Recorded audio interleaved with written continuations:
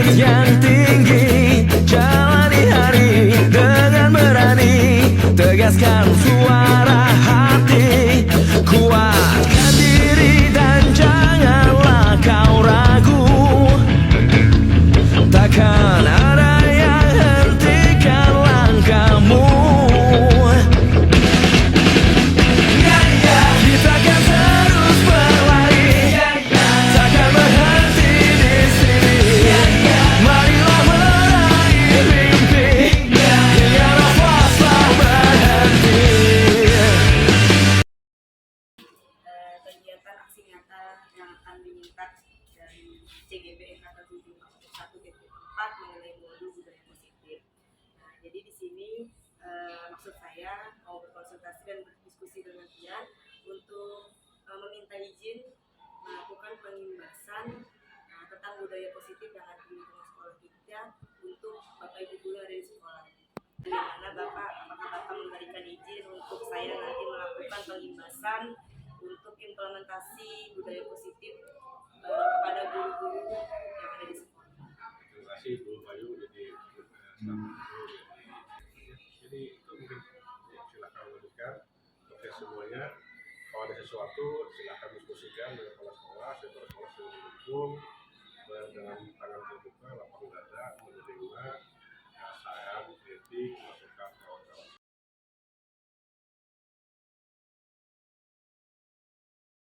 Waalaikumsalam warahmatullahi wabarakatuh. Ya, pertama-tama saya ucapkan terima kasih kepada Bapak Ibu guru semuanya yang ada di sini.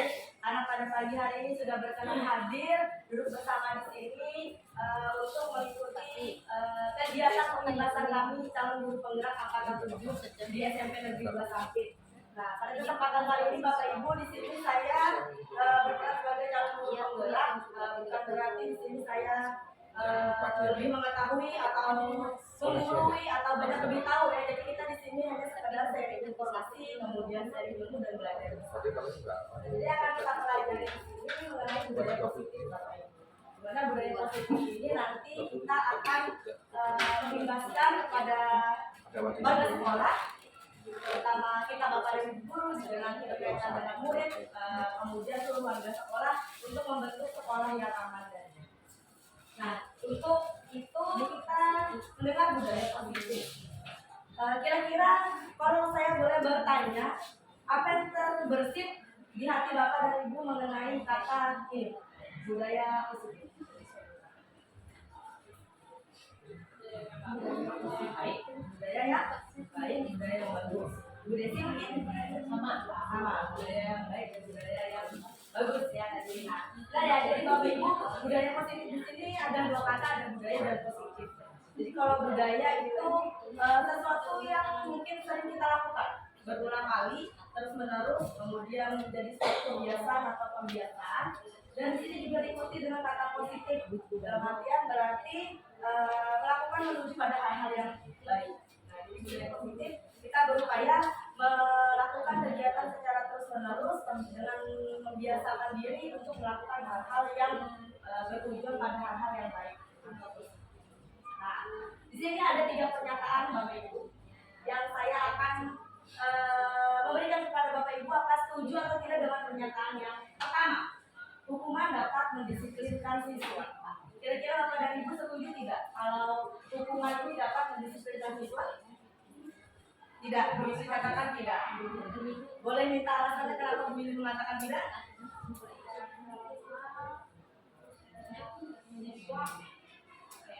Saya punya kemarahan atas sesuatu yang dilakukannya. Saya marah kenapa harusnya ibu harus mendukung aku. Tidak memiliki tidak mempunyai dampak yang besar bagi dia. Biasanya anak-anak itu melakukan sesuatu yang membuat dia itu tidak berdampak positif, tapi kita sebagai guru atau yang melihat itu marah gitu loh. Jadi dia kayak nggak suka. Jadi pada intinya Ibu tidak setuju ya dengan pernyataan pertama hukuman dapat mendisiplinkan siswa, karena itu mungkin menurut Bu Yuli tadi bisa memicu mungkin rasa dendam ya. Kenapa aku harus dihukum? Oke, cara yang kedua, pemberian hukuman dalam hal positif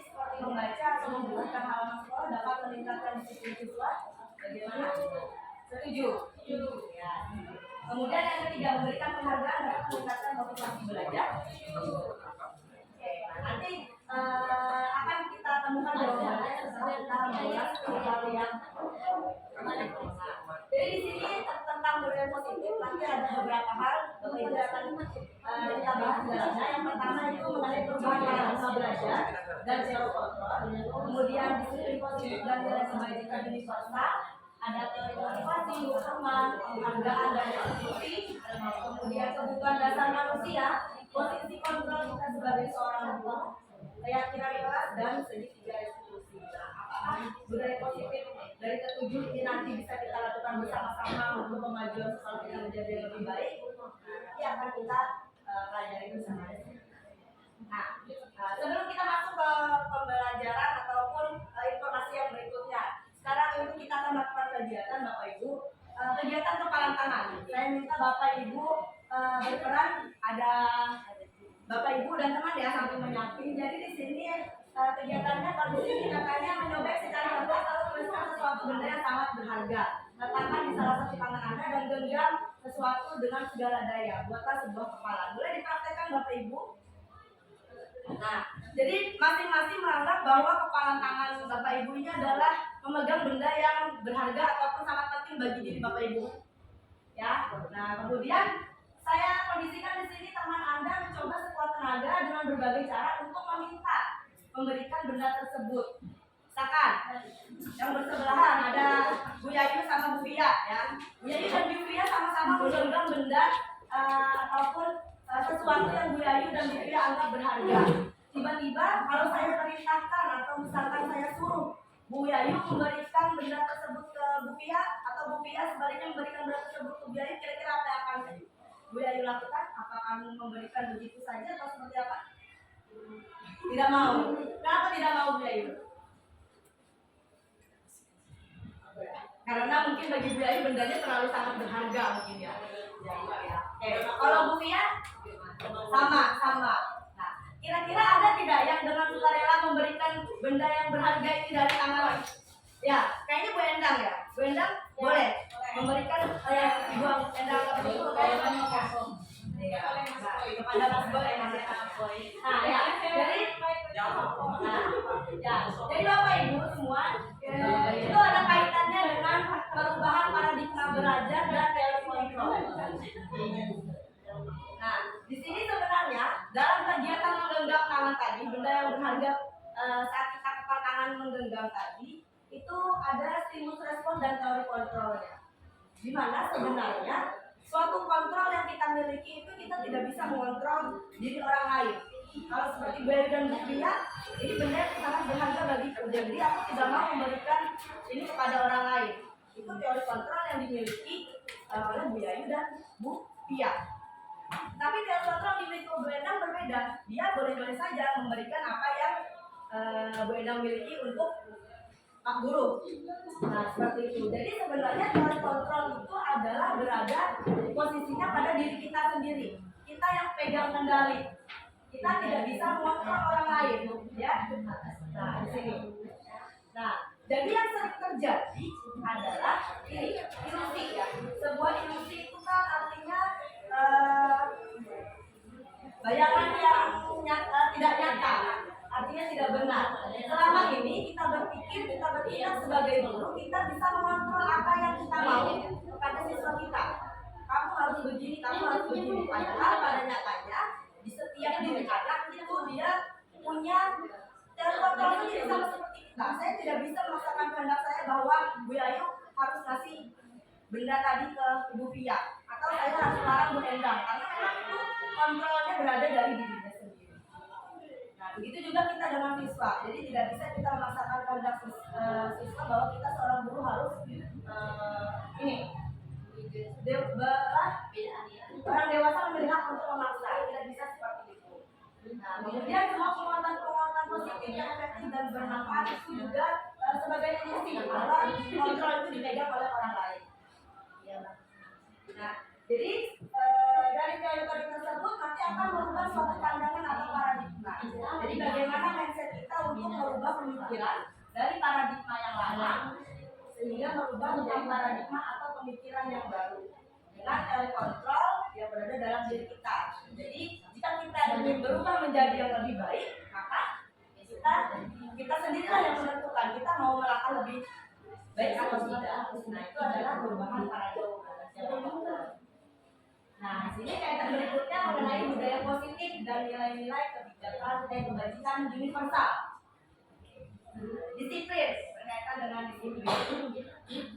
Kira-kira di benak Bapak Ibu kalau kaitannya dengan kata disiplin berkaitan dengan disiplin.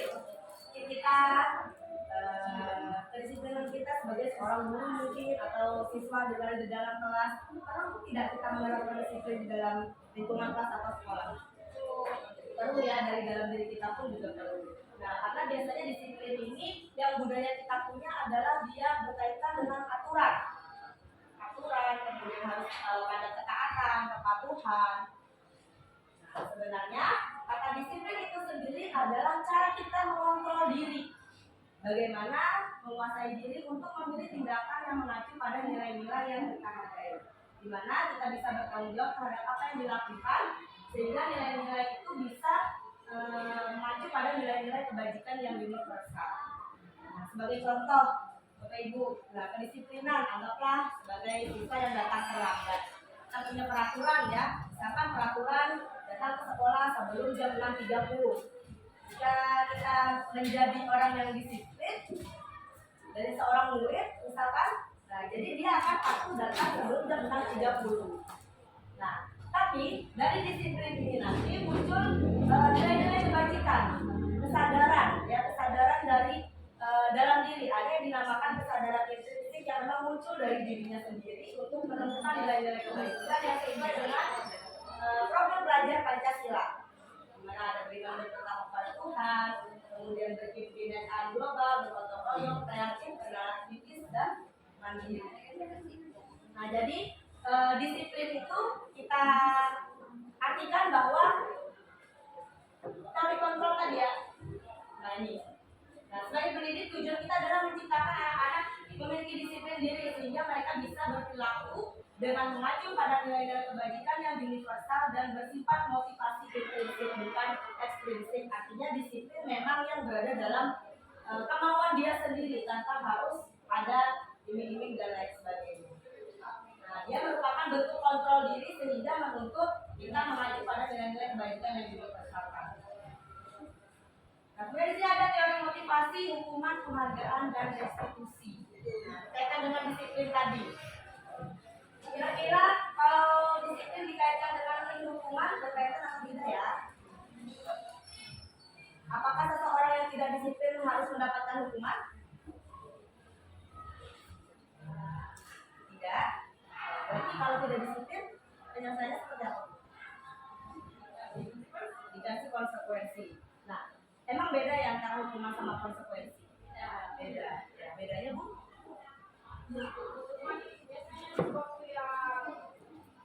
Membuat anak itu merasa tidak nyaman.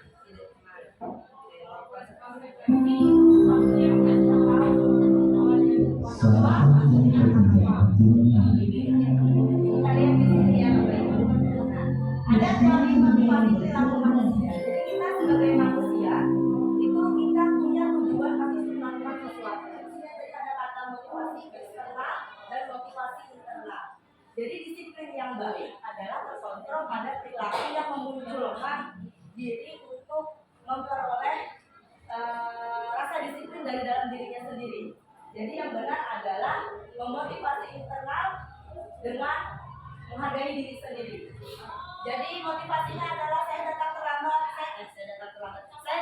waktu ke sekolah karena saya ingin menghargai diri saya sendiri dan saya ingin menghargai waktu dan saya juga ingin menghargai bapak ibu guru yang ada di kelas menunggu saya untuk mengisi jam pelajaran.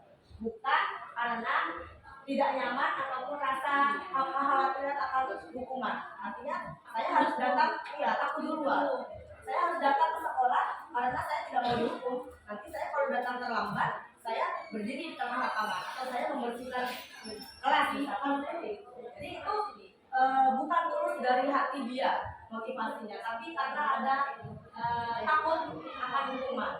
Kemudian ada lagi motivasi yang mengakibatkan dia mendapatkan imbalan. Apa yang akan saya dapatkan apabila saya melakukannya? Jadi motivasinya saya datang tepat waktu karena saya ingin dilihat teman-teman saya, oh kamu disiplin ya, datang selalu tepat waktu, tidak pernah terlambat. Jadi itu pun juga kurang benar karena yang seharusnya motivasi muncul dari disiplin adalah memang yang benar-benar tulus dari dalam diri dia, menghargai dia sendiri sebagai dirinya dan menghargai orang-orang sekitarnya.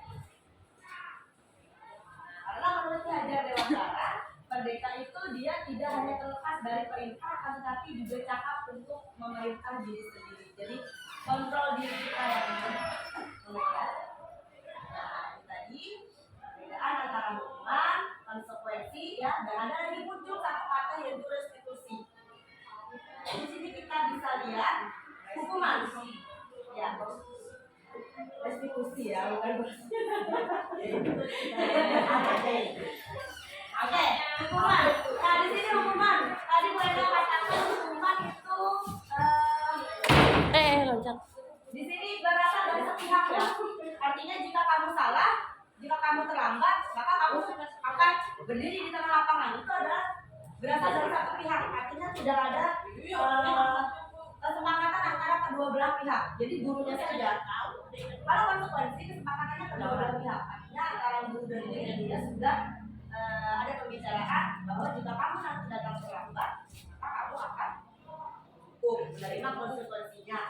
Nah, yang paling berat atau seyogyanya kita lakukan untuk meningkatkan budaya positif itu adalah melakukan restitusi. Di sini adalah memilih untuk mencari pilihan untuk menemukan solusi. Kemudian kalau hukuman di sini dia menyebabkan rasa tidak nyaman. Mungkin Bapak Ibu dulu pernah tidak dihukum atau yang selama hanya bangku sekolah ada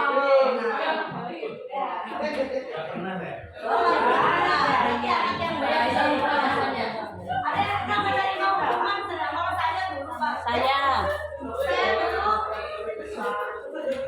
dulu terlambat datang ke sekolah. Itu konsekuensinya adalah membesarkan kelas. Ketika saya masih duduk di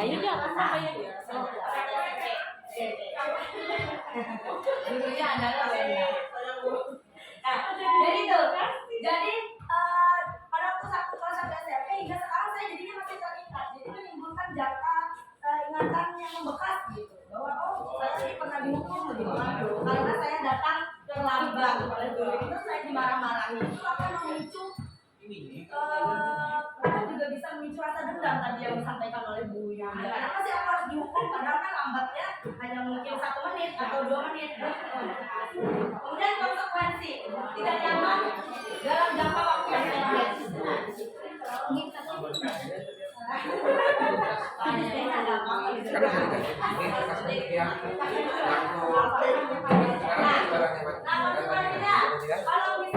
konsekuensi dia membekas juga tapi jangka pendek karena memang sudah dibuat kesepakatan antara kedua belah pihak dari guru maupun dari siswanya. Jadi kalau misalkan aku terlambat kemarin kata Adis mau tidak mau harus dari makanan misalkan seperti itu. Tidak ada konsekuensi menimbulkan ingatan yang membekas juga ya Kak Adis ya. Tapi dalam jangka waktu yang oke. Kemudian nah yang seharusnya selayaknya itu adalah yang restitusi.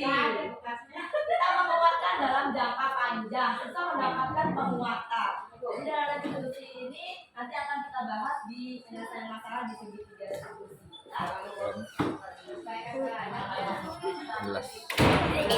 Ini paradigma baru tadi ya Bapak Ibu. Nah, menurut pembelajaran kita yang sekarang, pendidikan dan pengajaran itu harus berdasarkan nilai filosofi yang dikehendaki oleh Ki Hajar Dewantara. Di mana tidak lagi kita pembelajaran itu bersifat kolot seperti dulu. Ya, misalkan bersifat kolot seperti dulu, ada yang angkatan lama.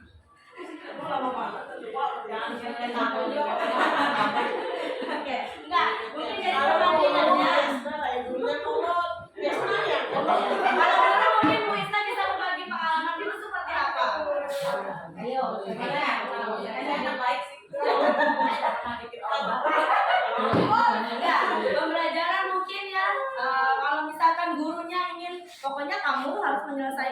tugas ini harus selesai hari ini juga, misalkan seperti itu. Ya itu sebenarnya masih pandangan paradigma yang lama. Ya kamu harus menyelesaikan tugas ini dengan cara mencatat, misalkan seperti itu. Nah sebenarnya paradigma itulah yang harus kita ubah untuk menjadi paradigma baru. Dimana kalau dulu pembelajaran itu bersifat harus menurut apa kata gurunya, ya sehingga siswa itu dia tidak memiliki kebebasan untuk hal-hal yang diminati atau sesuai dengan bakat dia. Nah, kalau yang sekarang pembelajaran itu harus berpusat kepada siswa dan kita sebagai guru hanya selaku fasilitator. Nah, kalau belajar berpusat pada siswa, mungkin yang sekarang kita tidak bisa memungkiri bahwa perkembangan era teknologi, era globalisasi itu mau tidak mau suka tidak suka kita harus ikut terjun ke dalamnya. Kalau tidak mau kita otomatis akan tertinggal. Nah, jadi pembelajaran yang menyenangkan bagaimana sih terdapat yang sekarang itu mereka menginginkan pembelajaran yang mengikuti tren era digital berbasis IT. Ya tidak begitu. Ya, Bu. Nah, jadi guru di sini sebagai fasilitator, kita tidak sebagai penuntut, tidak sebagai penuntut. Artinya kamu penuntut, ya. Tidak boleh dituntut kamu harus begini, tidak boleh memaksakan kehendak tadi. Ya, kita harus menjadi penuntun bagi siswa kita, menebalkan garis-garis samar pada sifat-sifat ataupun yang tidak baik pada diri siswa menjadi lebih baik. Ya. Nah, ini ada contoh Bapak Ibu.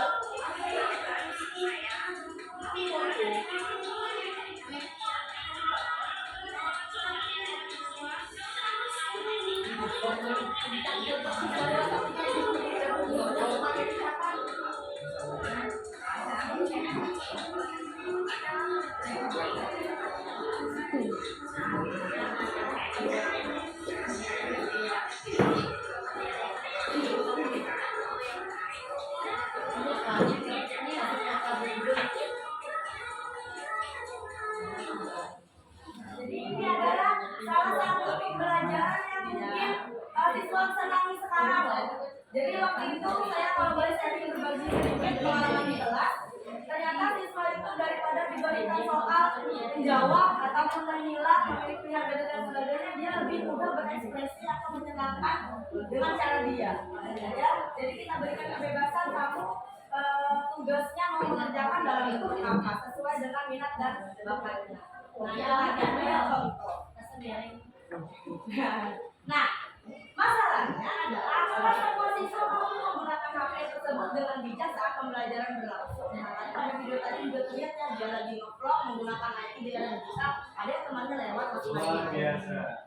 Nah, jadi kalau yang mampu itu tidak ada masalah, berarti dia memang bisa menggunakan HP itu secara bijak dalam pembelajaran berlangsung.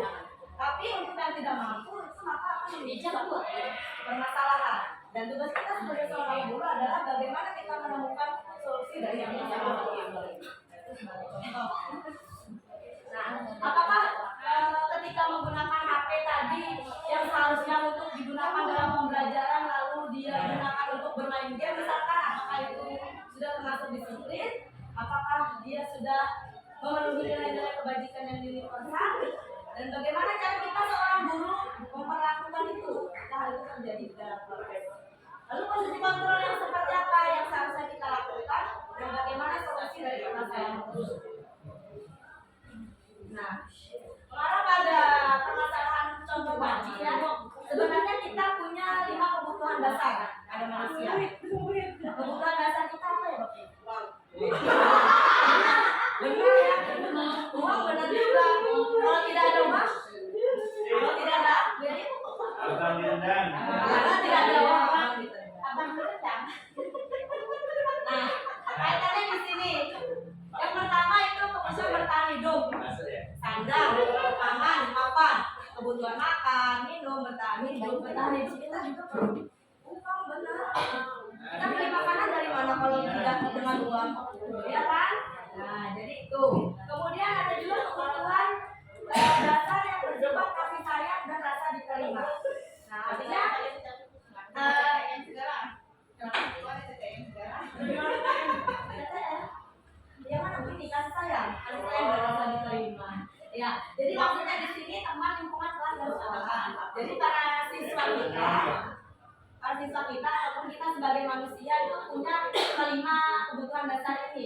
dimaksudkan untuk bertahan hidup, kita pengen diberikan kasih sayang, pengen rasa diterima, kemudian kebutuhan akan kesenangan, kebebasan dan penguasaan atau power. Semuanya bukan berarti kebebasan ini kebutuhan pilihan, Bu. Jadi bebas untuk berpendapat, bebas untuk mencoba hal baru, bebas untuk bertanggung jawab. Artinya kita diberikan kebebasan yang mengacu juga pada nilai-nilai universal, artinya tidak melanggar nilai-nilai yang memang tidak ada di budaya kita. Jadi kebebasannya tidak bebas bebasnya, namun juga berdasarkan nilai yang mengacu pada nilai universal. Perasaan pengakuan atas kemampuan kepercayaan diri dan kepemimpinan. Nah, jadi sebagai seorang guru kita itu perlu tahu apa sih yang mendasari sikap atau perilaku siswa kita. Apakah kelakuan-kelakuan atau tingkah laku yang terjadi pada siswa itu pada dasarnya karena kebutuhannya tidak terpenuhi mungkin. Nah, kembali lagi di sini. Nah, bisa jadi misalkan seperti bertahan hidup sandang ya, sandang tangan kapal. Misalkan seseorang menggunakan sepatu berwarna putih saat sekolah, sedangkan sebenarnya saat sekolah dia harusnya menggunakan sepatu berwarna hitam. Nah, itu kan artinya dia melanggar ya, melakukan suatu kesalahan. Jadi tindakan yang dia lakukan itu salah, tapi kita harus melakukan pendekatan. Apa yang membuat dia melakukan hal itu? Dia pasti punya alasan, tidak serta-merta langsung melanggar seperti itu saja. Bisa jadi kebutuhan bertahan hidupnya saat itu sedang terancam. Bukan terancam ya.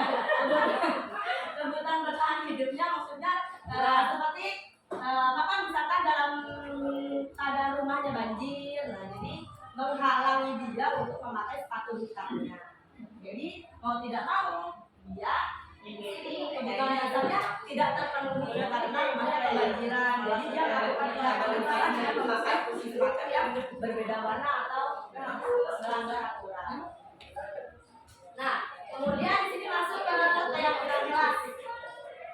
Apa itu keyakinan? Keyakinan adalah aku yakin kamu tak yakin. Yakin kamu tak yakin. Bagaimana mewujudkan supaya yang tidak yakin menjadi yakin, Bayu?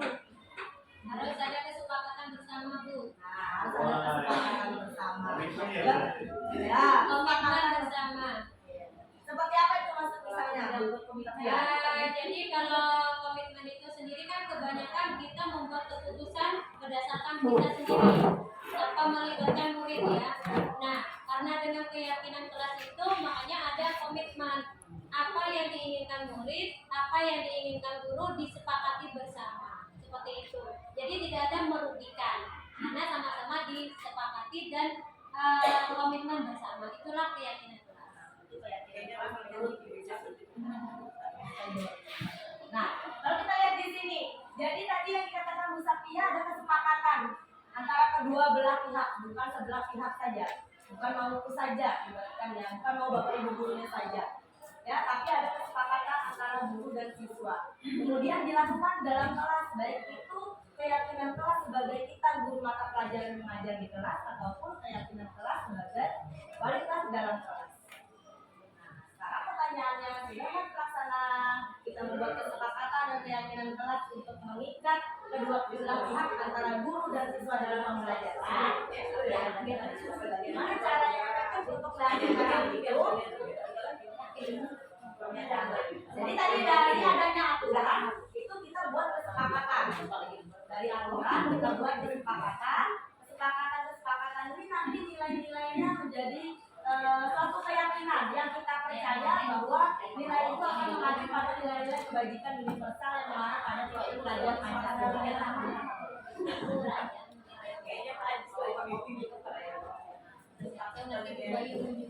Nah, peraturan dilarang mengganggu orang lain. Kalau peraturan itu cenderung kata-katanya negatif ya, bukan negatif, maksudnya terlalu mengatur, menuntut. Tapi kalau keyakinan kita dengan adanya peraturan dilarang mengganggu orang lain, berarti kita berkeyakinan mengganggu orang lain itu tidak menghormati. Maka dibentuklah suatu kalimat atau kata bahwa keyakinannya kita harus menghormati orang lain.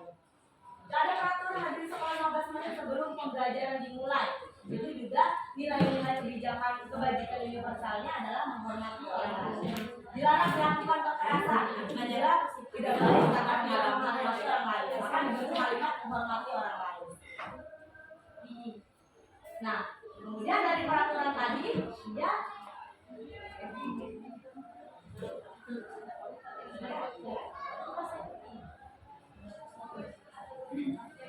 Nah, ini Bapak Ibu.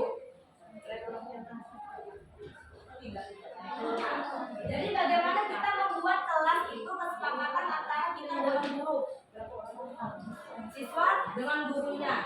Jadi caranya bisa dilakukan dengan menawarkan kesepakatan apa yang akan kita sepakati dengan siswa. Mereka boleh menuliskan apa yang mereka mau saat pembelajaran IPA, misalkan kalau pada saya ya, atau pembelajaran seni budaya, misalkan selalu berdoa dan sebelum dan memulai pelajaran, saat mulai pelajaran juga berdoa. Itu termasuk keyakinan kelas, karena dia mengacu pada nilai-nilai menghormati Tuhan yang Maha Esa. Nah, setelah itu nanti akan dilakukan seperti ini. Jadi ini membantu mereka untuk selalu mengingat bagaimana konsekuensi ataupun kesepakatan yang telah dibuat antara kedua belah pihak agar ketika terjadi suatu permasalahan kita kembalikan lagi ke keyakinan kelas ini, karena keyakinan ini sudah disepakati bersama dari antara guru maupun siswa.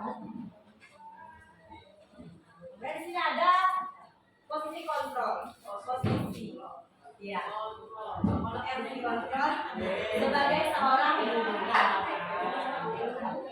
Ternyata ada beberapa, ada 5 posisi kontrol. Ya, pertama posisi sebagai penghukum, membuat rasa bersalah, posisi kita sebagai teman, sebagai pemantau, dan sebagai manajer.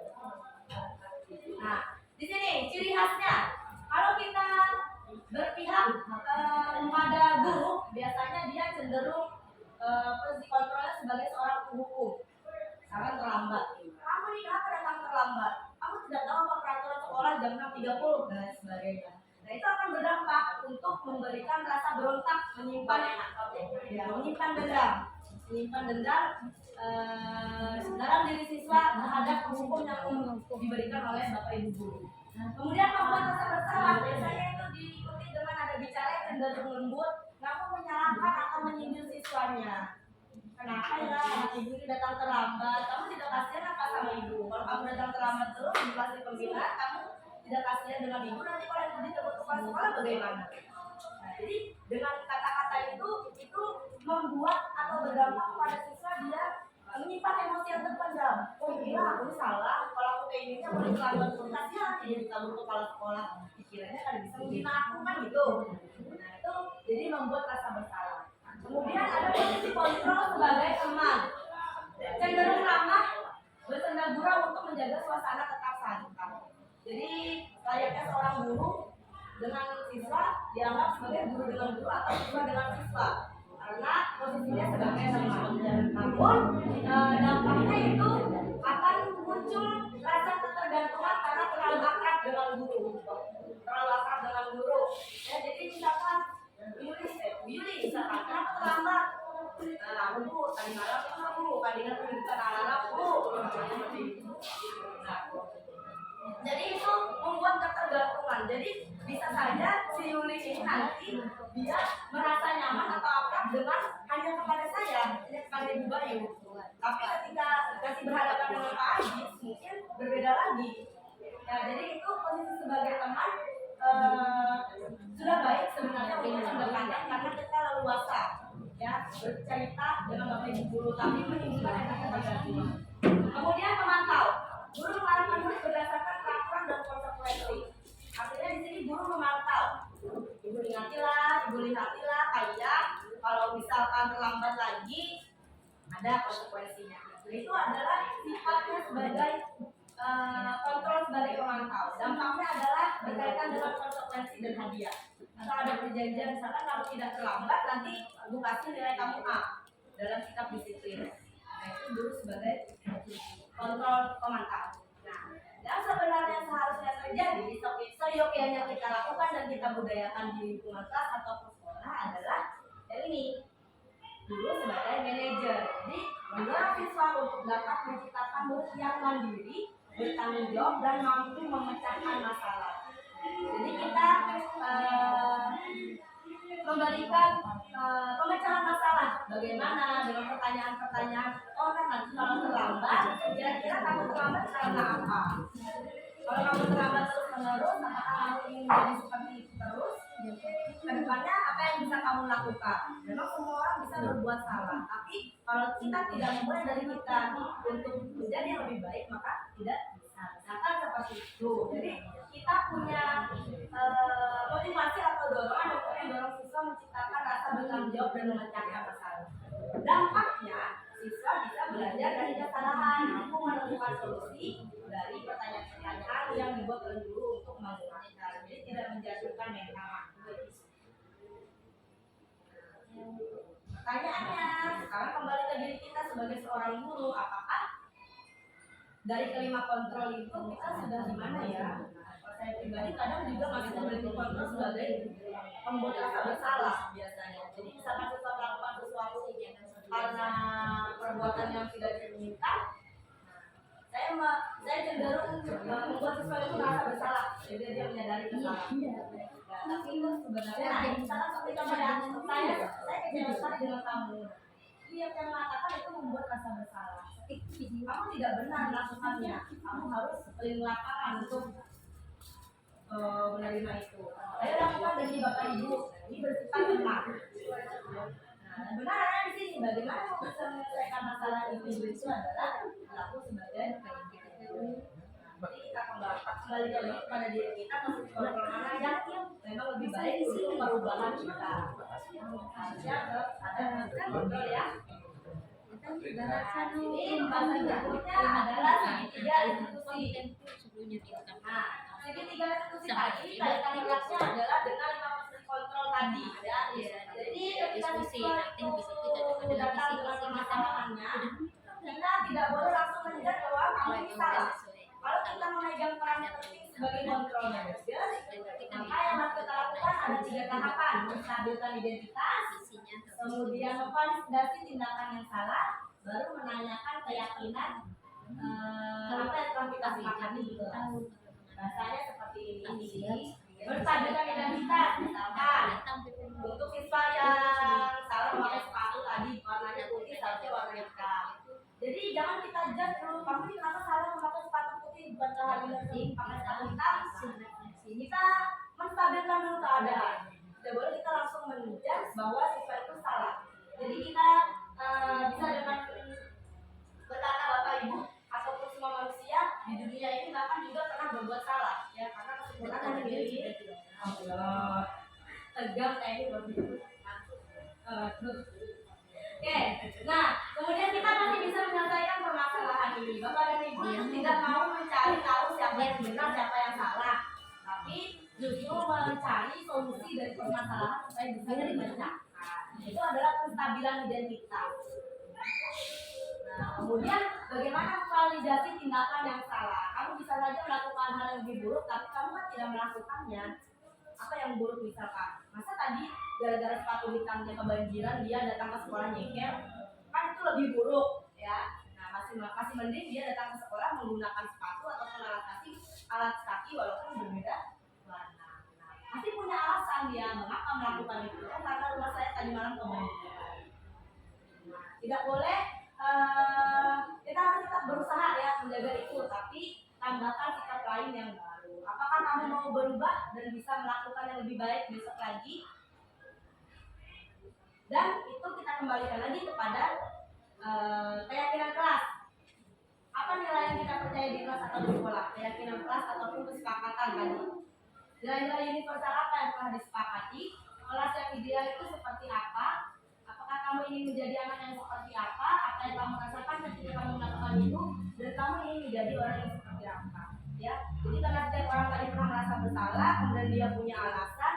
Jadi di menanyakan keyakinan itu kita menguatkan siswa lagi bagaimana mencari solusi dari permasalahan yang sudah dia lakukan. Karena setiap perbuatan tadi bisa jadi didasari oleh kebutuhan dasar manusia yang tidak terpenuhi tadi seperti contoh. Nah, sampai sini Bapak Ibu terima kasih sudah selesai. Kiranya mungkin ada yang belum dipahami, belum dimengerti, boleh kita di sini saling berbagi. Ini sudah cukup jelas ya. Oke. Terima kasih Bapak Ibu semuanya. Sekian presentasi dari saya. Harapan saya budaya positif yang kami lakukan di sini itu tidak mungkin bisa berjalan tanpa adanya dukungan dari semua pihak. Jadi kita di sini sama-sama belajar, sama-sama mencari informasi, sama-sama berbagi ilmu untuk bisa mewujudkan sama-sama bagaimana mewujudkan budaya positif lingkungan sekolah yang aman dan nyaman. Terima kasih semuanya. Salam berbagi untuk Bapak Guru dan Ibu Guru hebat, bergerak dan menggerakkan bersama untuk lingkungan budaya positif yang baik di SMP Negeri 2 Sampit. Saya akhiri. Assalamualaikum warahmatullahi wabarakatuh. Assalamualaikum warahmatullahi wabarakatuh.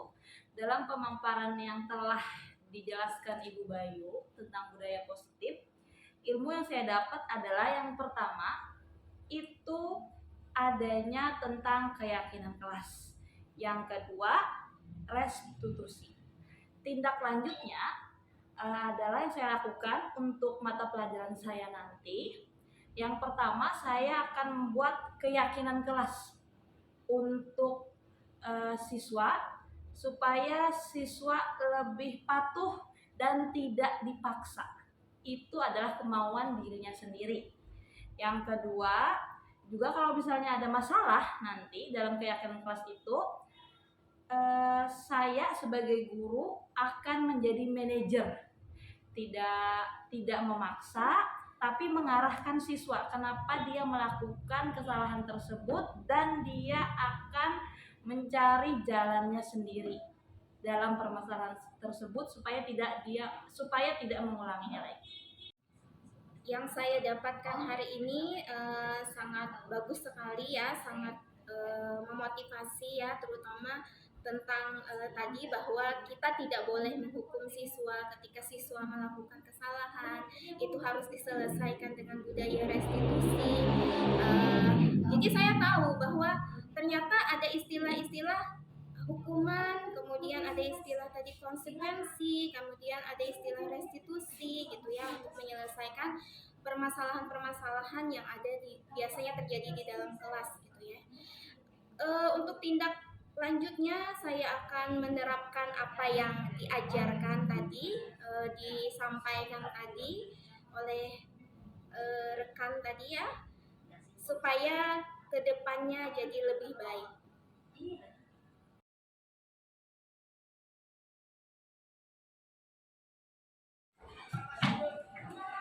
Assalamualaikum warahmatullahi wabarakatuh. Waalaikumsalam warahmatullahi wabarakatuh. Selamat siang. Siang. Alhamdulillah masih semangat buat belajar. Masih. Ya. Nah, pada siang hari ini anak-anak ibu sekalian, sebelum kita memulai pelajaran, melanjutkan pelajaran dalam mata pelajaran seni budaya, kita sudah pernah belum membuat kesepakatan kelas? Nah, jadi sekolah punya aturan. Aturan itu kita laksanakan ya sesuai dengan apa yang diatur. Ya, jadi dalam mata pelajaran pun seperti itu, ada aturannya dalam mengikuti pelajaran supaya terjadi kesepakatan antara ibu dan kalian. Ya, jadi maka hari ini ibu mengajak kalian untuk membuat keyakinan kelas. Ada yang tahu keyakinan kelas itu apa? Tidak tahu. Ada yang tahu? Tidak ada. Jadi keyakinan kelas itu dibuat berdasarkan kesepakatan yang kalian mau ungkapkan dengan kesepakatan mata pelajaran seni budaya yang akan kita jalani ke depan. Bisa dipahami? Nah, kesepakatan itulah yang nanti akan kita yakini. Jadi dinamakan dengan keyakinan kelas. Kita yakini, kamu yakini, kita sepakati bersama untuk kebaikan dan keyakinan yang ada di kelas ini dalam mengikuti mata pelajaran seni budaya. Oke? Nah, jadi kegiatannya adalah setelah ini ibu akan membagikan kalian selembar kertas memo ya. Kertas ini nanti akan kalian isi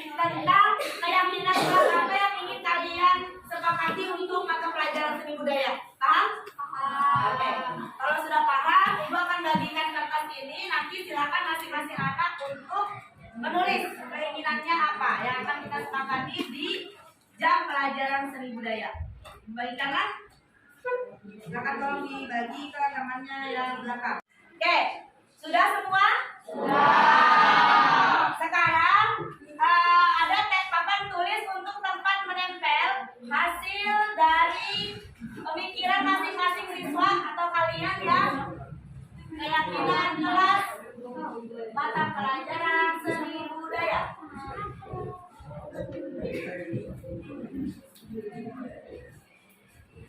Nah, jadi anak-anak yang sudah selesai silakan tempel hasil pemikiran kalian ke dalam sini. Ayo, akan tulis.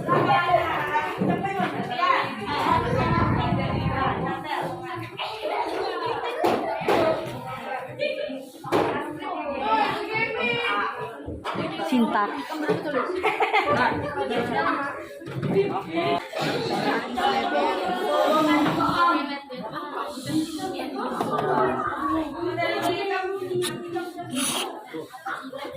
Oke, yang sudah silakan kembali. Yang sudah kembali duduk di tempatnya masing-masing. Iya, mencoba kelihatan.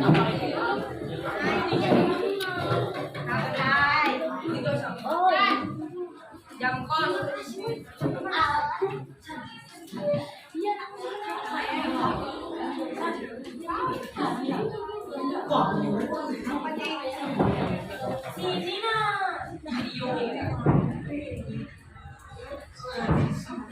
Kergelit. Oke,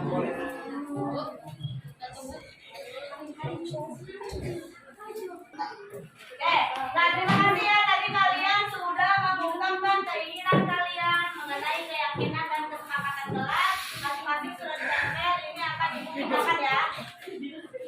Dari semua yang kalian mau ini nanti akan kita sepakati bersama, kita ambil apa ya? Kesimpulannya. Cenderung ada yang sama atau tidak? Kira-kira tadi ini apa ini? Tidak boleh makan dan minum saat pelajaran SDK. Ya, tidak boleh makan dan minum, setuju? Setuju. Setuju ya. Bermain game sambil kerja kelompok. Setuju. Setuju. Nah, ini ya.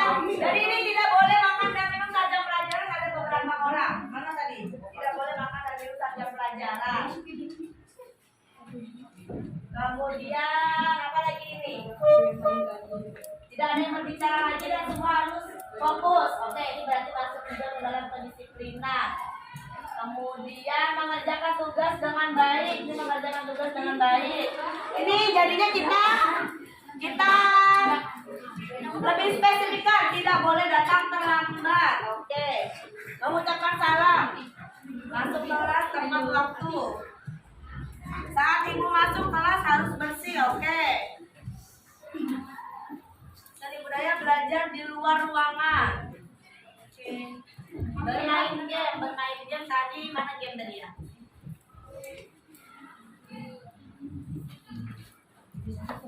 Ada pergerakan ini termasuk game.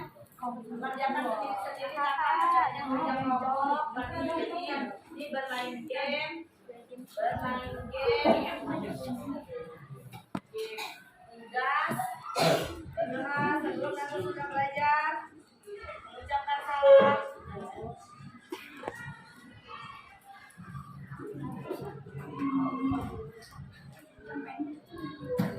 Kerja kelompok, makan dan minum.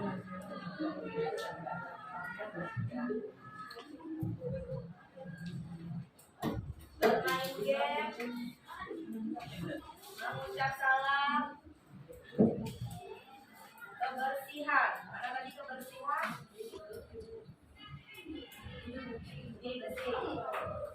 Kemudian kita ke pelajaran tidak ada yang saling mengejek, tidak bersih. Membuat kalian buat barang-barang. Ini pergerakan kelompok.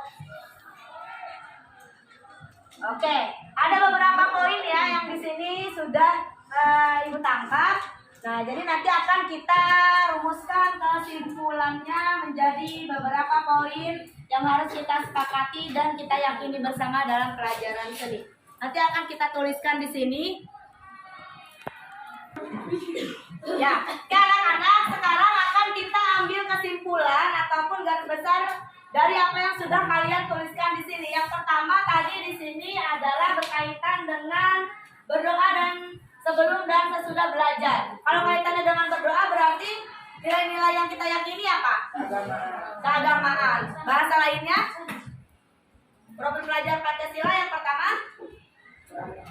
Berakhlak mulia, beriman dan bertakwa. Masuk ke dalam religiusitas.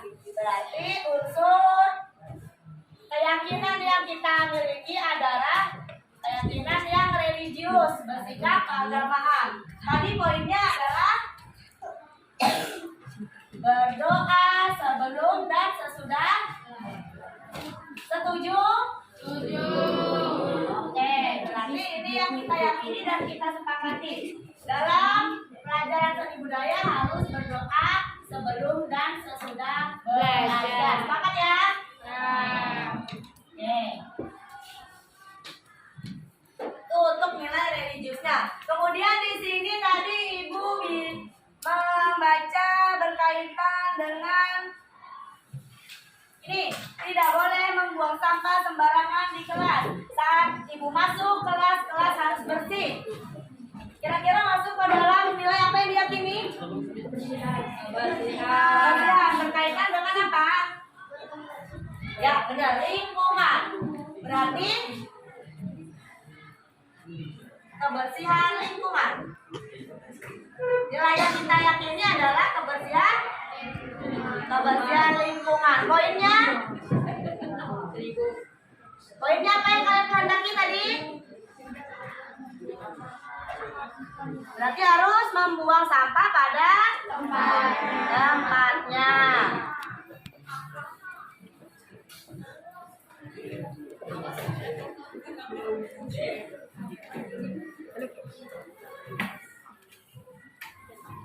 Ya, tadi disepakati bahwa ada yang menyampaikan ketika pelajaran seni budaya maka kelas sudah harus dalam keadaan bersih. Berarti poin yang kedua, kelas harus bersih. Akan? Setuju ya?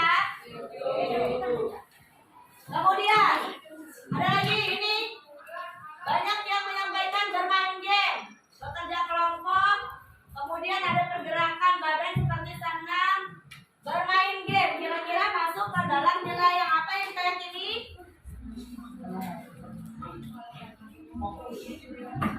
Fokus, olahraga, apa? Kalau masalah berkreasi berarti kreatif. Kreasi. Nilai kreativitas. Kreativitas. Apa tadi poinnya? Ingin bermain game. Pelajaran diselingi dengan game ya. Maukah yang seperti itu? Kita pelajaran seni budaya nanti akan kita adakan sedikit demi sedikit game. Pelajaran diselingi game. Agar pembelajarannya menyenangkan. Oke, ini sudah. Nih, ada yang mengerjakan tugas dengan baik. Artinya tepat waktu. Kalau tepat waktu berarti nilai-nilai yang kita yakini adalah disiplinan. Berarti disiplin. Semuanya sepakat untuk disiplin? Sepakat. Sepakat ya? Sepakat. Apa tadi poinnya? Mengumpulkan tugas tepat waktu. Ayo, harus sepakat. Kalau kita sudah buat keyakinan kelas ini berarti harus disepakati bersama.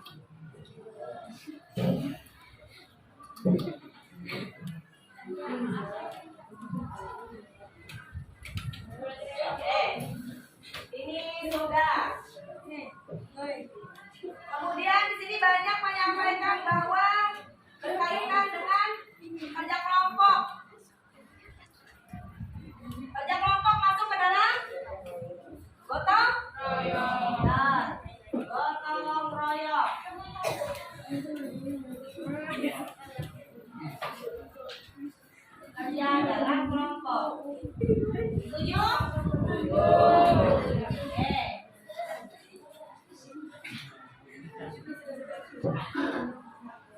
Yang terakhir yang di atas, tidak boleh makan dan minum saat jam pelajaran. Itu juga masuk ke dalam kedisiplinan. Berarti ada 2 poin di sini ya. Tidak makan dan minum saat jam pelajaran.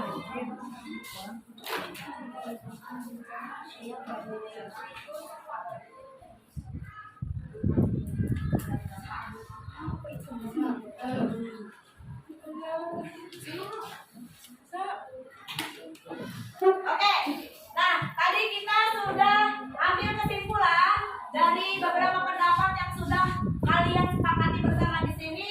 Terdapat keyakinan kelas dalam mata pelajaran seni budaya untuk nilai yakin religius, aturannya berdoa sebelum dan sesudah belajar. Kemudian untuk nilai kebersihan lingkungan, membuang sampah pada tempatnya dan kelas harus bersih. Nilai kreativitas, pelajaran diselingi dengan game. Nilai disiplin, mengumpulkan tugas tepat waktu, serta tidak makan dan minum saat jam pelajaran. Yang terakhir, nilai gotong royong, yaitu bekerja dalam kelompok.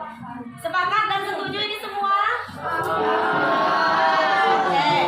Keyakinan kelas yang kita buat ini adalah kehendak siapa? Kehendak kalian. Adakah ibu memaksa kalian untuk menuliskan ini semua? Tidak. Adakah ibu yang menyuruh kalian untuk menuliskan nanti harus ada game ya, harus disiplin ya, harus ini ada? Tidak. Artinya itu adalah kesadaran kalian yang kalian kehendaki dalam nanti mengikuti mata pelajaran seni budaya ke depannya. Ya, jadi keyakinan kelas yang kita buat hari ini semuanya tidak ada unsur kak, tidak ada unsur kak sama, benar ya? Dan ini kita yakini bersama dalam kelas untuk kita jadikan panduan atau acuan ketika mengikuti pelajaran seni budaya.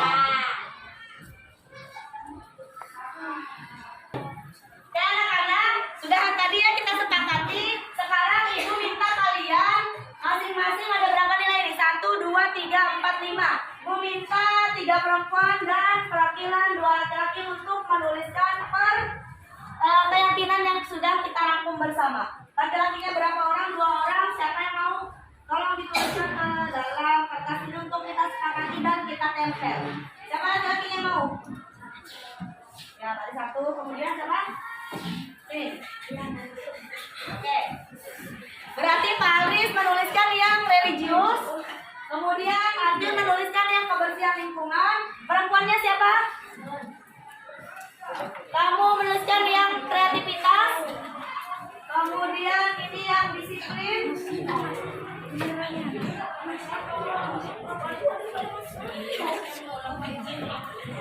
Yang satunya gotong royong.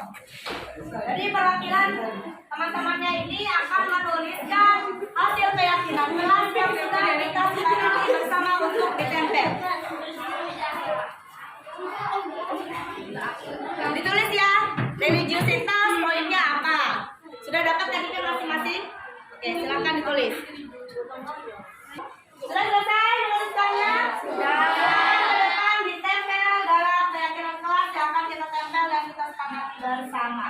Silakan dari Paris dulu. Ya. Dan Arjun silakan.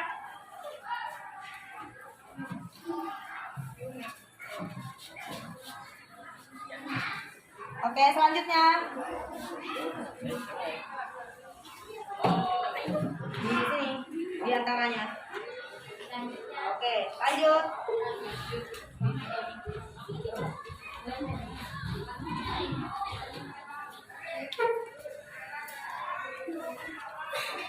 Sebelah sini. Yang kelima.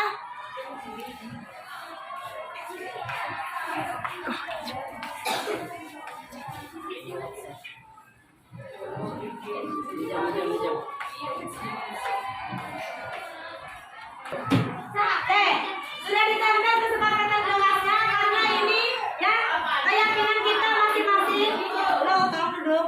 Karena ini keyakinan yang sudah kita sepakati bersama ya, dan itu adalah hasil dari pemikiran kalian tanpa ada paksaan. Maka ibu meminta kalian untuk membubuhkan masing-masing tanda tangan, artinya sudah sah kita sepakati bersama. Kita yakin ini bersama. Silakan tanda tangan dimulai dari depan.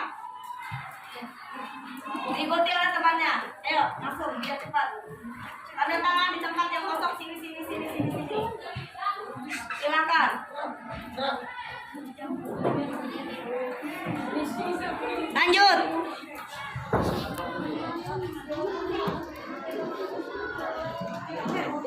Besar-besar boleh.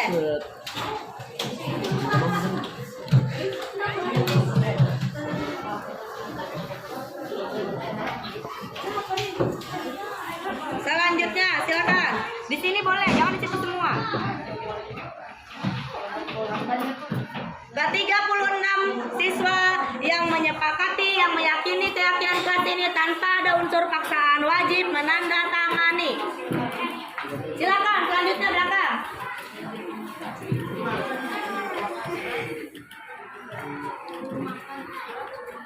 Lanjut. Ayo, lanjut. Agak besar boleh ya, biar jelas. Bang. Ayo, sini boleh. Bang. Bang, di sini aja deh. Asal oke. Lanjut. Silakan, lanjut.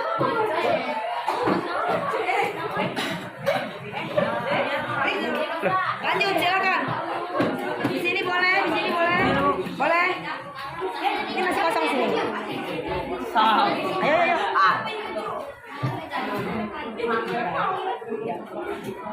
Ya, lanjut. Di sini boleh.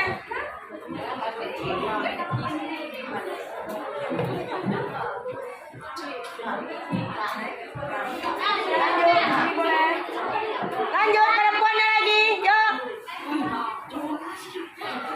Besar-besar ya, boleh besar-besar. Ayo, yang belakangnya lagi.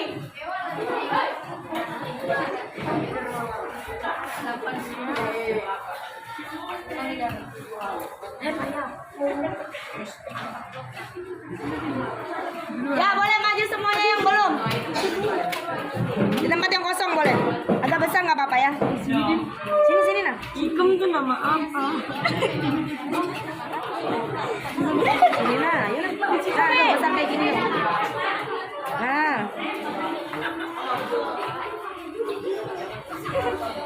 Yuk, nih di sini. Nah, ya.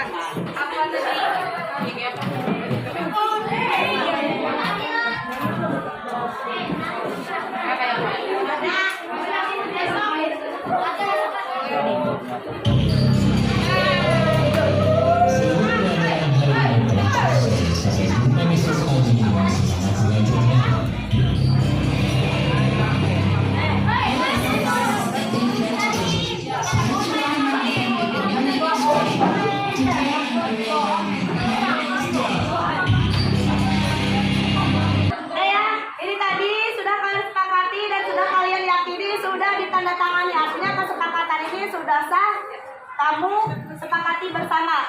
Dan ibu selaku guru mata pelajaran juga membubuhkan tanda tangan di sini ya, guru mata pelajaran. Jadi sudah terjadi kesepakatan keyakinan kelas yang kita buat pada pelajaran mata seni budaya. Oke, setuju dan sepakat semua? Setuju. Ya, terima kasih. Mudah-mudahan apa yang kita yakini bersama ini nanti ke depannya bisa kita jalankan dengan baik. Dan apapun yang akan terjadi nanti di pelajaran seni budaya, mudah-mudahan itu semua adalah pembelajaran yang berpihak kepada siswa atau muridnya, yang membuat kalian belajar dengan semangat dan senang. Oke, terima kasih.